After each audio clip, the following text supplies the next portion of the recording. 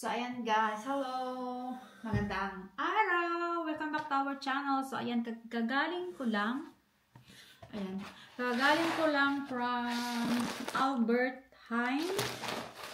So, ayan. So, bumili ako ng... Anyway, guys, wala naman tayong ibang maipa-vlog kung hindi itong ating daily vlog. So, anyway, dahil ang store sa amin ng Albert Heijn, ang grocery store is malapit lang. So, hindi kami nag-grocery ng yung pangmaramihang grocery. Parang groceryhin ko lang kung ano yung gagamitin ko today. So, today or mga 2 days, ganun lang guys. So, bumili ako ng egg. Dahil naubusan na kami ng egg. So, I prepared ko yung white guys. White egg. And then, bumili ako nitong crunchy, granola, pang breakfast. Ayan. Talagyan ng milk. So, ito yung breakfast namin sometimes naman is bread. So, bumili ako ng red bell pepper kasi gagamitin ko siya sa ating dinner for tonight. And then, I have the potato. And then, bumili din ako guys ng yung aking breakfast. Minimix ko siya dito. Ayan. And then, mas prepared ko tong walnut Greek with honey. Greek yogurt. Ayan. So, Almhof brand ang gamit. Ang gusto ko. And, I have this one. So, gagawa ako ng apple, ano bang tawag ito? Gagawa ako ng flat cake. Parang ano bang ito? Lalagay ko lang sa description guys. Nakalimutan ko yung pangalan. Because it's Dutch, so I cannot explain it. So, gagawa tayo ng apple pie. Yeah. And, bumili ako ng 2 yogurt pala. Ayan. And then, mayroon ako ditong milk. Kasi gamitin na rin sa ating breakfast. Kahit yung pag bumibili kami ng milk guys. Pag minsan bili kami ng malaki, 2. Ganyan lang. Kasi ang lapit-lapit lang ng store. So, gagawa tayo ngayon ng, I don't know kung ngayon or tomorrow, ng brownies. And then, I have a taupo. Yeah, taupo. And then, anyway guys, meron ko pala dito. And bumili ako guys ng, chicken tight. Dahil, gagamitin ko, i-bake natin ito, together with, papakita ko mamaya kung ano yung paano lutuin. And then, that is alles. Yan lang guys. Ito lang kakunti yung aking binili guys. Anyway, ito yung meron pala akong dito guys. Yan, unboxing natin tong package. In-order ko sa bol.com na dumating lang din ngayon. Eksakto pagbukas ko ng aming pintuan is may nag-doorbell. So, anyway, ano to guys? Para sa akin, ito yung serum para sa mukha ko. Kasi, mas mahal siya pag bibilin natin sa Krautbat. At sometimes wala kang mabili doon na ganito. So, bumili ako netong, Mela B3. Ayan yung ginagamit kong serum. Ayan, binag ko na rin yan guys. Yesterday ata yon. Kasi ubos na siya. So, bumili ako neto. So, ito is, nakakalaga siya ng 36 euro. Ayan. How many ml lang to guys? Halos 30 ml lang siya.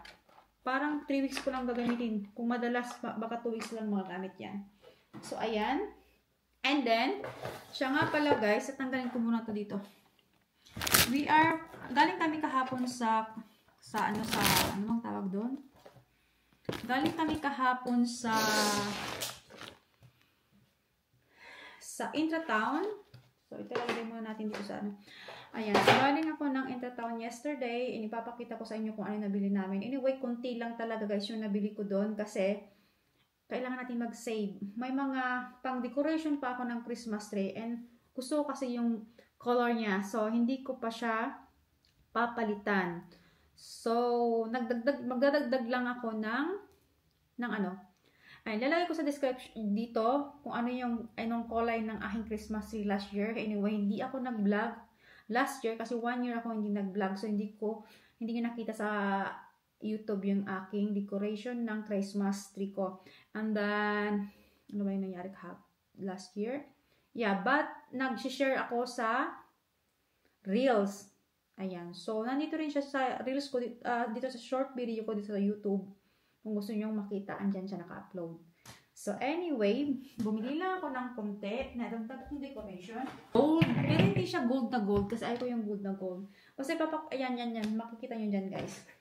And anyway, naisip ko, kasi meron ako ganitong nakalagay side by side niya na gold.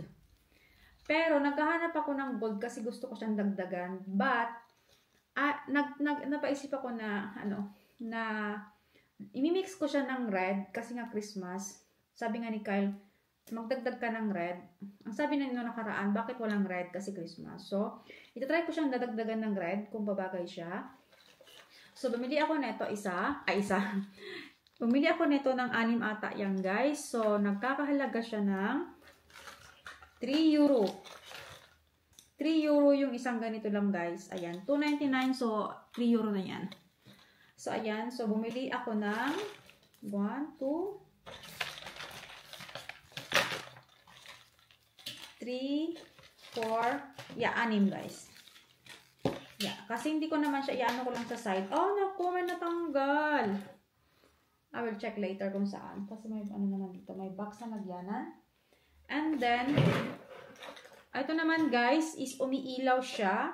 Pero dito sa pang Christmas tree. Lalagay ko lang ito sa side ng aming TV, side by side. So, may dalawa akong binili.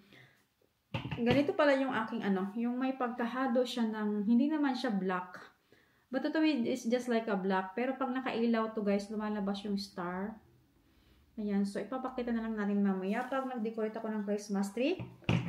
Anyway, maaga ako ngayon magdi-decorate ng aking Christmas tree, guys, para masulit. Kasi dito sa Netherlands, kung talagang susundin mo yung tradition nila, magkakabit sila ng Christmas tree after Santa Claus. Santa Claus. May ganyan kasi sila, guys. Yung Santa Claus is, sa mga bata, yung, yan, 5 to 6, December 5 ata yun, guys. Yung parang mag-house to house, tapos, pero parang ikaw din na magbibigay sa anak mo ng magbibigay ng mga regalo. Ayan, hindi ko alam kung ano yung mga historical niyan. Ayan. So, Santa Claus is dadalaw dito sa Europe. Ayan, parang ganun ata. Ewan ko kung tama yung mga pinagkasabi ko, guys. And then, bumili ako ng, mix lang to. Kasi nga, naghahanap ako ng ganito para sa air fryer. Yung rubber ng air fryer. Rubber. Para hindi na lagi nadudumihan, guys. So, bumili ako nito. Para pag magluluto ako is, ano bang tawag dito? Basta air fryer basket. So, pag magluluto ka, so, napakaano lang, okay.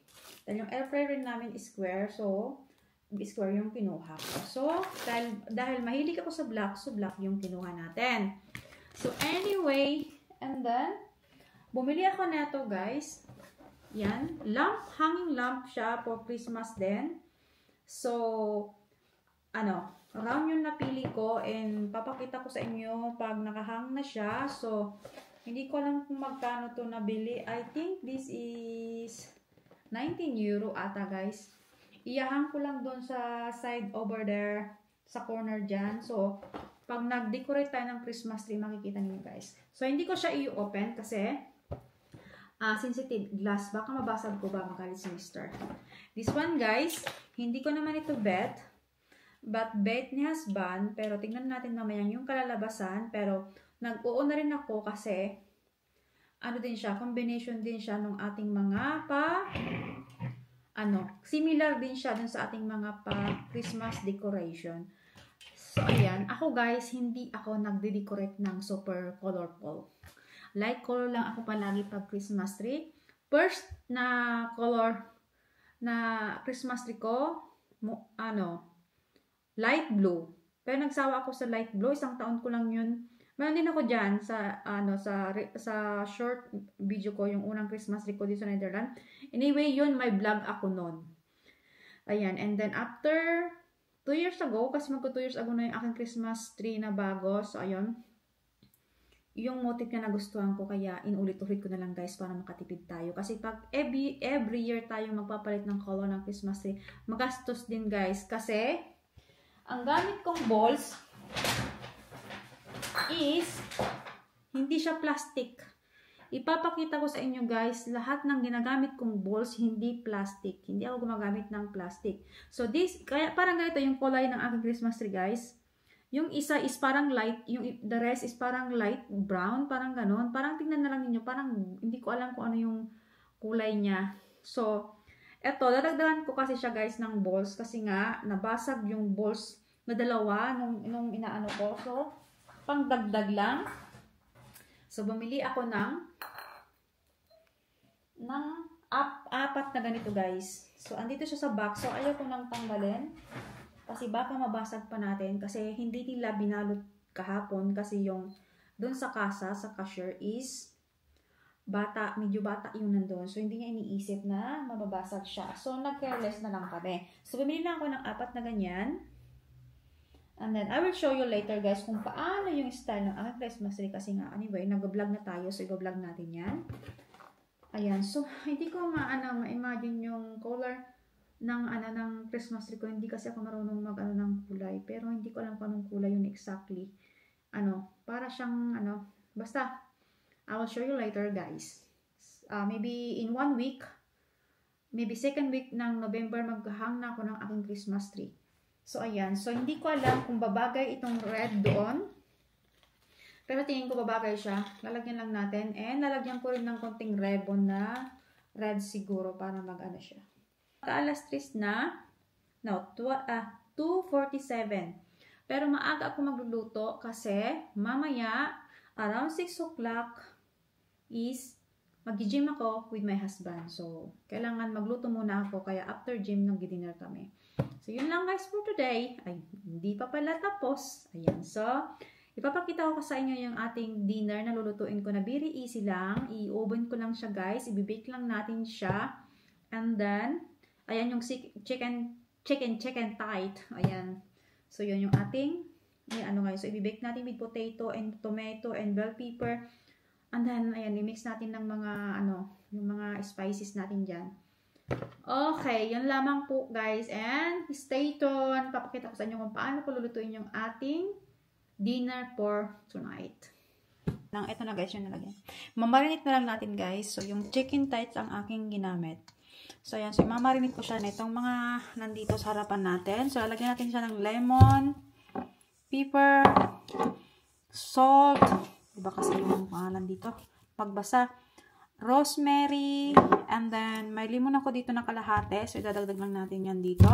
Gamit tayo ng bawang, paprika, oregano, and then, hindi ko lang kung nalagyan ko ng chili, pero parang ayaw ko ng may chili. Nalagyan natin ng thyme. And of course, gagamit tayo dito ng olive oil. So, ayan. So, ito naman yung kay husband. Ayan. So, gagamit ako ng tofu dahil ayaw niya, hindi siya kumakain ng karne, ng chicken. So, ito naman yung sa amin ni Kyle. So, chicken tight with tomato and carrots. So, anyway, para nalagyan ko rin siya ng bell pepper, guys. It depends na sa inyo kung ano yung gusto nyo dahil ingredients ko naman ito. So, ayan. So, mamarinate ko lang siya dyan. And then, lutuin natin siya sa oven. So, hindi na ako gagamit dito ng butter. Yung mantika lang yung aking gagamitin, yung olive oil. And then, I will show you later, guys, pag nailagay ko na siya sa ready to put in the oven. So, i-mix ko lang dyan. Kaya ko siya nilagay dito.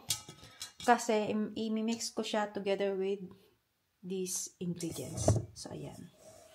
So, yun lang. 2 lemon yung gagamitin ko. Ito, 1.5 na lang. Ito yung in-slice ko kagabi nilagay ko sa aking tea. So, bago pa yan. Hindi yan luma. So, ayan. So, I'm going to slice.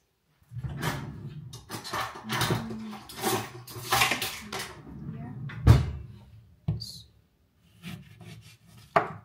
Guys, hindi masyadong mabuto yung lemon na to. So, ayan, wala atang buto, guys. Walang lumabas na buto. So, gagawin natin yan. Paghalu-haluin lang natin. Pero parang gusto ko siyang lagyan ng bell pepper, guys. Pero, tingnan ko mamaya. Ito may buto siya. Kasi kagabi may buto eh. Yung aking, ayan, may buto. Gusto ko yung more lemon. ng ating Greek chicken. Lemon.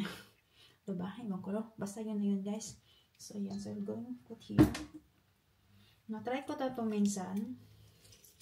Delicious. So, gagawin natin siya ulit. Naisip ko lang. Pero yung kay Peter, mamaya ko yung titimplahan, guys. Ito muna. Yung bawang, mamaya ko lalagay yung dikdik. Ito ko ng kamay.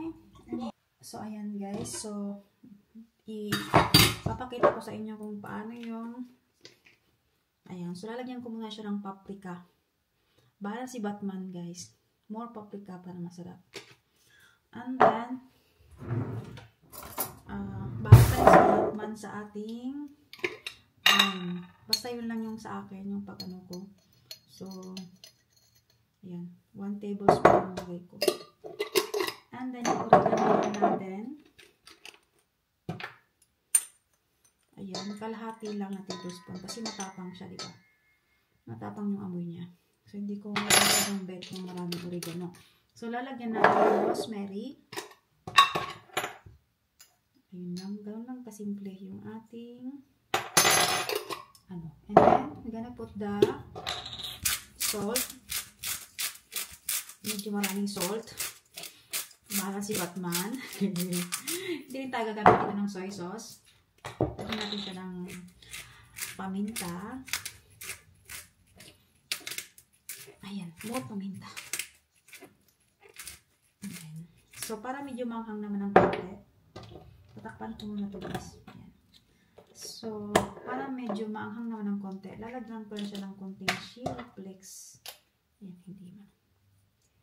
Ayan, konti lang. And then, nalagay ko yung bawang, pero babalatan ko muna, guys. Wait a moment. Ayan guys, nabalatan ko na yung bawang. So, i-ano ko lang siya ng ganito. Para mas maganda sana to pag pinong-pinoy yung bawang. Pero mas gusto ko to kasi gusto ko yung nakakain ko din yung bawang na buo. So, medyo iaan lang natin ito para magkatas, siya. Ayan. So, lagay ko na yung ating bawang. Nilagay ko yung buong bawang. We're gonna mix here. Ayan. So, i-slice ko lang, ipipigayin ko lang maigi yung ating lemon. Ayan, pigang-piga na siya, guys. 1 and a half of lemon yung nilagay natin. And then now, I'm going to mix. Ayan, malinis ang ating kamay. So, mix na natin. And then, halo ko siya ng red bell pepper. Oh, wala pa palang wala pang oil. So, we're going to put an olive oil. Yeah. Sabi ko, ang gaspang. Walang oil, walang pang padulas. So, ayan guys. So, slice ko muna yung aking bell pepper. Recipe ko lang ito guys. Bahala na sa lalagyan ko lang siya ng bell pepper para mas masarap. Patingin ko lang ha. And then, ibibake natin sa oven. Yan. So, ito na yung ating bell pepper guys. And gagamit din tayo ng lalagyan ko siya ng onion. Kakalabutan ng loko ko. Basta pinaghalo-halo ko na lang guys. Ayan. So,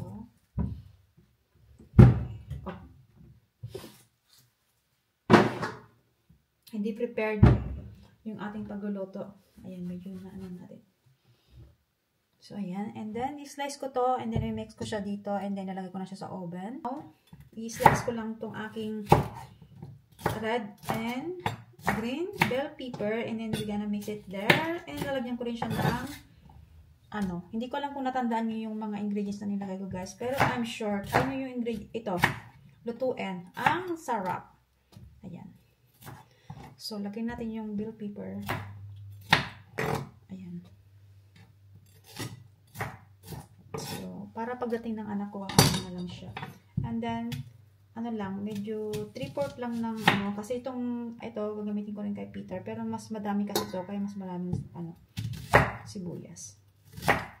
So, ayan. So, alin ko lang yung sibuyas ng 1 by 1 na ganyan.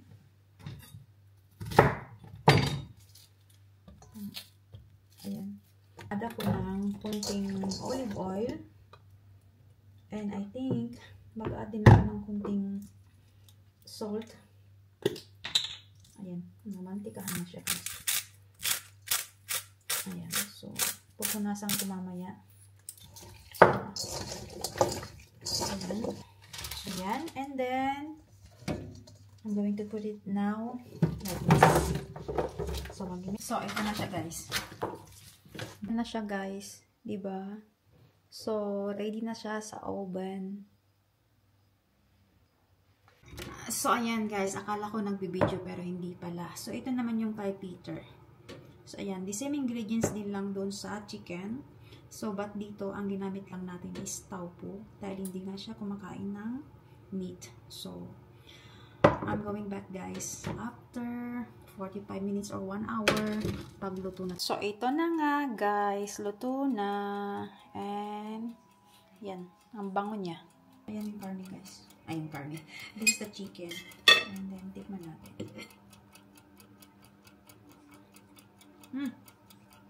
Sarap. Tama yung potato. Lutong luto. So, tikman natin. Wala, parang hindi na ako makaantay, guys. Kakain na ako nito ng konti. 6 o'clock pa naman tayo magpunta siya. Stop. Ang init. Ang sarap ng ano. Pakain ko siya sa rice. Diba? Mas masarap sana to, guys, kung with skin. Kaso, luto lang. Ayaw ko nang with skin kasi ang mantika niya masyado. At saka, isa pa, wala silang with skin doon. Lako!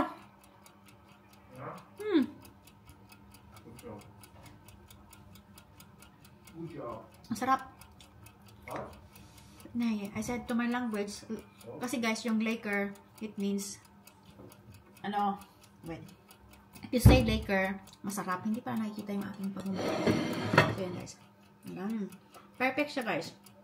Try nyo yung recipe na to. Perfect. Try natin yung carrots. Yummy, yummy. Yummy. Ang sarap nung sabaw niyang ilagay sa kanin. Yan. So, delicious ang ating dinner today. Yan. So, yung sabaw, lalagay ko siya sa kanin ko. So, yan. Pinoy, diba? Supposed to be, pag ano, hindi na sila magkakanin. Pero tayo is kanin is light.